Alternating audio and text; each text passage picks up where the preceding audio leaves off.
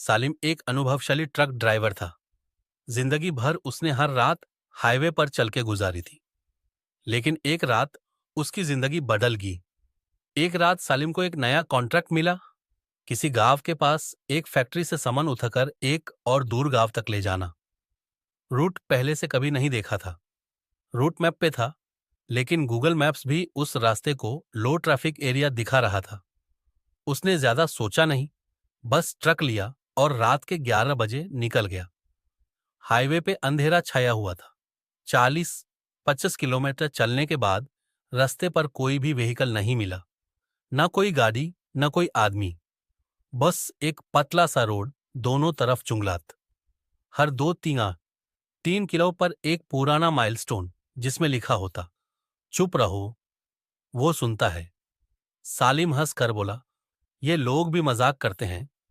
लेकिन उसकी हंसी ज्यादा देर तक नहीं रही।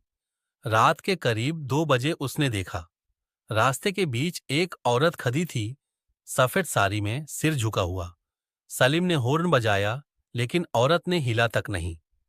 मजबूरन उसने गाड़ी रोकी। जैसे ही नीचे उतारकर उसने पूछा, बहन जी, सब ठीक है? औरत ने सर उठैया। उसके चेहरे पर आंखें नहीं थी, बस 2 खाली सोखे गद्दे। सलीम चीख कर ट्रक में चढ़ा और बिना देखे एक्सेलरेटर दबा दिया। लेकिन अगले 5 मिनट बाद उसने रियर व्यू मिरर में देखा। वो औरत ट्रक के पीछे भाग रही थी, उसी स्पीड में, और उसका मुंह अब हंस रहा था। कुछ दूर जाके एक पुराना ढाबा दिखा जिसमें रोशनी चल रही थी। सालिम ने ट्रक साइड में लगाया, अंदर गया। अंदर कुछ बुजुर्ग आदमी बैठे चाय पी रहे थे। उन्होंने सलीम को देखा और एक ही बात बोली, तुम उस रास्ते पे गए हो ना? वो अब जिंदा लोगों के लिए नहीं है। सालिम ने हंसकर बोला, भूत वाले कहानियां सुनाइए मत। बुजुर्ग ने कहा, जिस औरत को तूने देखा वो 15 साल पहले ट्रक के नीचे आई थी। उसके बाद से उस रास्ते पे हर ड्राइवर या तो लापता हो जाता है या पागल। सालिम डर गया, जल्दी से ट्रक में वापस गया। पर एक चीज अजीब थी, उसका सामान बदल चुका था। जहां सीमेंट था, अब कफन के कपड़े थे।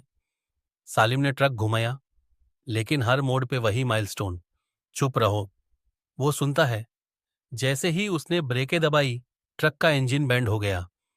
फोन नो सिग्नल, और एक आवाज आई अंदर से, सलीम, बस मुझे छोड़ के क्यों जा रहे हो? वो औरत अब उसके पैसेंजर सीट पे थी, चेहरा जला हुआ, आंखें अब भी खाली।